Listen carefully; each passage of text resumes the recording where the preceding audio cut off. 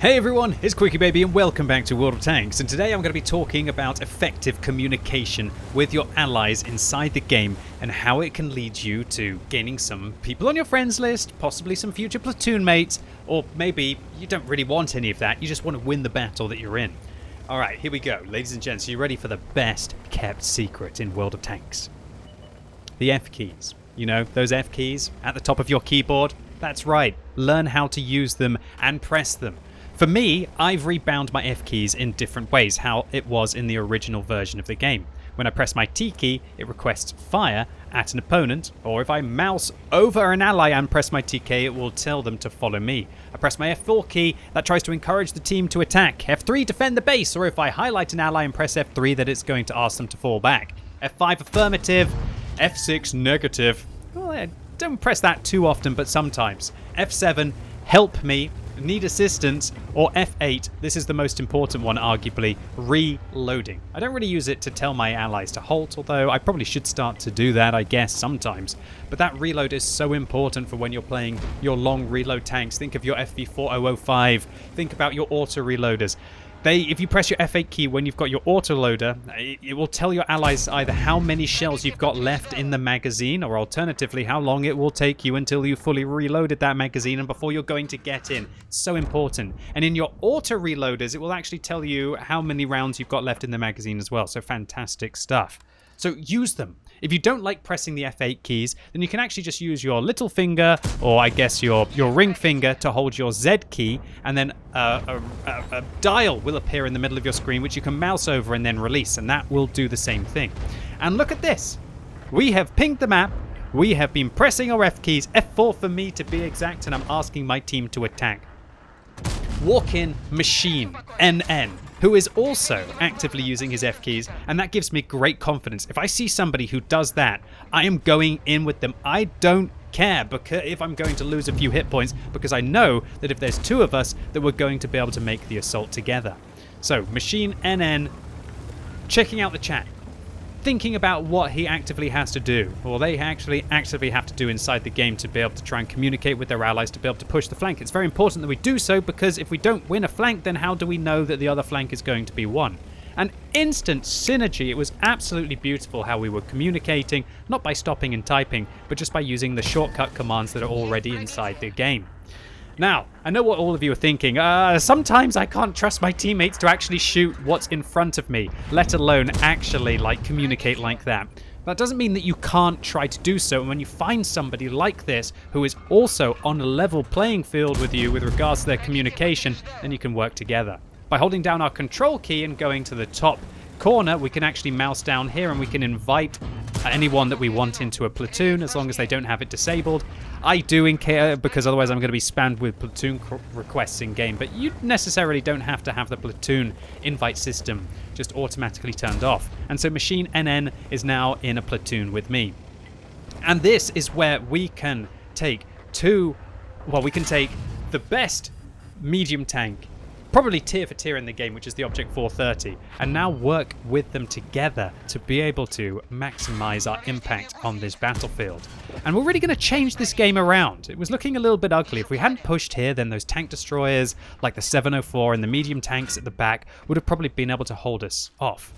However, by us pushing through aggressively, by communicating to back each other up, and by not going one by one where the enemy might be able to shut us down very, very quickly indeed, by focusing all of their fire on a single target, it's given us the confidence.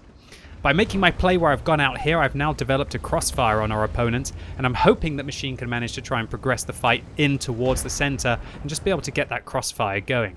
And it's dead even on tanks here. We're assaulting on Karelia. We've got lots of tanks just sat in the middle of the base, but they're providing us some good covering fire. We don't know whether the north is going to be won or lost right now, and it really looks like it's down to me and Machine to be able to just hold this line, allow the Pantera, allow the Progetto to get into the combat, and then hopefully be able to help us out. So I've decided that I need to isolate this UDES 14-5, who seems to be locking down Machine. So I'm going to go in, and I'm hopefully going to be able to overmatch the side of his tank, which I will be able to do so. He actually sets me on fire, and I'd like to clarify I'm playing on my free-to-play account. So that's quite fortunate, because if I was playing on my premium account, I wouldn't have been using a fire extinguisher there. And so that allows us to put one into him, lock his tracks down, and then overmatch his tank. And good stuff. And one thing that makes me happy about this is Machine isn't communicating with me or treating me special here because I'm playing on my main account, because I'm on my Quick Fingers account and they might know me. And they had no idea who I was in this game, which makes me feel even better that this is something that it's not just me who's able to do this, it's everyone. Everyone in World of Tanks can do this, and it can really massively impact your ability to be able to come through tough situations. A lot of people in World of Tanks, and myself included, get into this mindset of it's a single player game and it's 1 versus 29 inside the battles, right? I.e. the 14 players on your team and the 15 on the enemy team, for anyone who didn't get it. However, it really does make your life a lot easier and also will increase your win ratio if at least you try to communicate. So here we go. Immediately, the 430 Machine NN is asking me to wait. He says he wants me to follow him. I ask him to follow me, and let's see if he's going to listen. Is Machine NN going to turn around? I'm keeping an eye on him. He actually presses his F5 key. He's telling me to fall back now, so I presume he's going to take the shot from the Object 704 or the Su-130 PM, and if he does this, he's just an absolute legend. And he does. He tanks the shot. Unfortunately, I whiffed the shell, and now I'm feeling a little bit nervous. I'm going to have to get in. He asks for request fire on the SU. He puts a fire into him. I put the finishing shot in, and look at that, boys and girls. And do you know what the magic at the end of this game is? We rush. I don't know. Maybe this is a little. I don't know. But we cross swords. Or we cross barrels at the end of the game.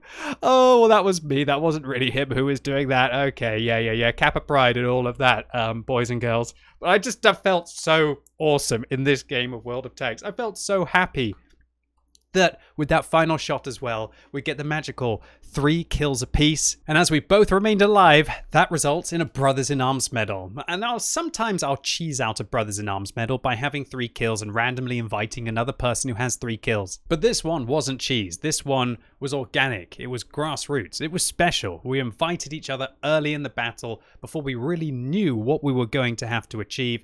And because of that, we both finish on top with nice meaty games, great experience, great damage, and 3 kills to each name. And it's rounds like these and just candid teamwork, as we saw here, that are amongst my favorite moments about playing multiplayer games. Sure, I'm not pretending to be an angel. Any of you who watch my streams will know that I'll quite often call people donkeys, muppets, idiots, whatever. I definitely feel it. I'm not gonna just sit here and bite my finger and not call people that, at least on stream. I'm never going to say it directly to them. But deep down, I am definitely a team player. I'm somebody who will jump on the opportunity to work with my allies to be able to amplify our performance inside the battle. It's one of the great things about being a gamer that enjoys multiplayer games is unexpected friends, just like Machine NN. And that's why I would thoroughly encourage any of you out there, if you haven't explored the F keys inside World of Tanks, or if you want to just hold down the Z key and use the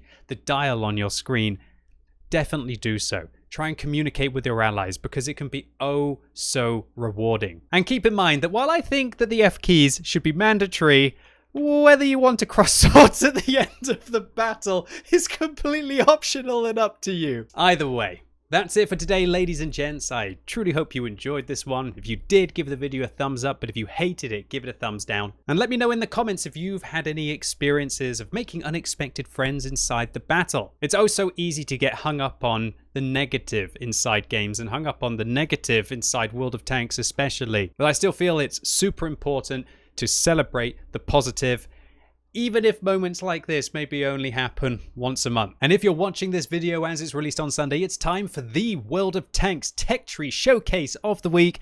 And this time there has been no vote because I want to feature the Object 268.